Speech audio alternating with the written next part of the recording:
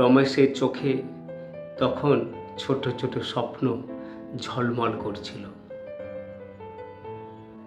অফিসে পৌঁছেই রমেশ বলেছিল, বাবু আজকে আমাকে একটু তাড়াতাড়ি ছেড়ে দেবেন, আমি আজকে মাইনে পেলে সেই টাকা দিয়ে বাবার জন্য ওষুধ আর মেয়ের জন্য দুধ কিনে নিয়ে যাব।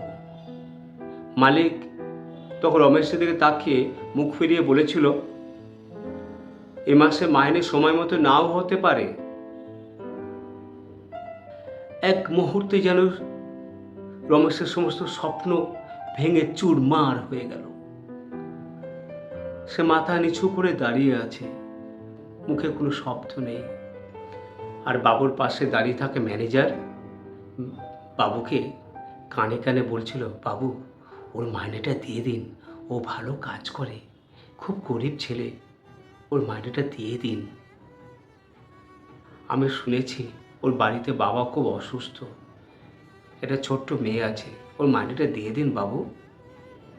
চুপ করো, কাকে কখন মাইনে দিতে হবে তুমি আমাকে শেখাতে আসবে না।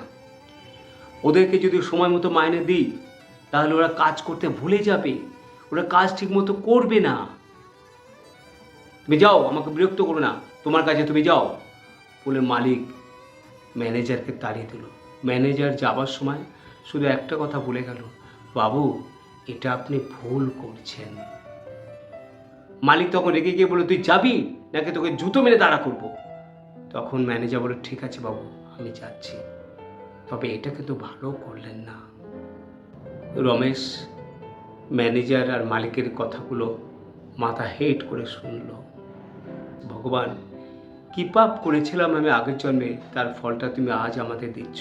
ভগবানের উপরে অগাধ বিশ্বাস রমেশের। সৎ চরিত্রবান মানুষ হলে যেমন হয় ঠিক তেমনই রমেশ। তারপর মালিক রমেশের দিকে তাকিয়ে বলল, হাতে একটা পুঁটলি দিল, বললো, এই নে, এই ব্যাগের মধ্যে টাকা আছে, এই টাকাগুলো ব্যাংকে জমা দিয়ে আয়, আর সোজা অফিসে আসবি, আর কোথাও যাবি না। রমেশ মাথা হেট করে ব্যাগটা হাতে নিয়ে সোজা চলে গেল ব্যাংকে। এই ব্যাগের মধ্যে ৮০,০০০ টাকা আছে, রমেশ সেটা জানে, কারণ প্রতিদিন এই কাজটাই রমেশ করে। অন্যের টাকায় ভরে ওঠে ব্যাংক, মালিক ফুলে ফেপে পেরে ওঠে। মালিকের ব্যাংকে টাকা জমে, রমেশের বাড়িতে হাঁড়ি চড়ে না।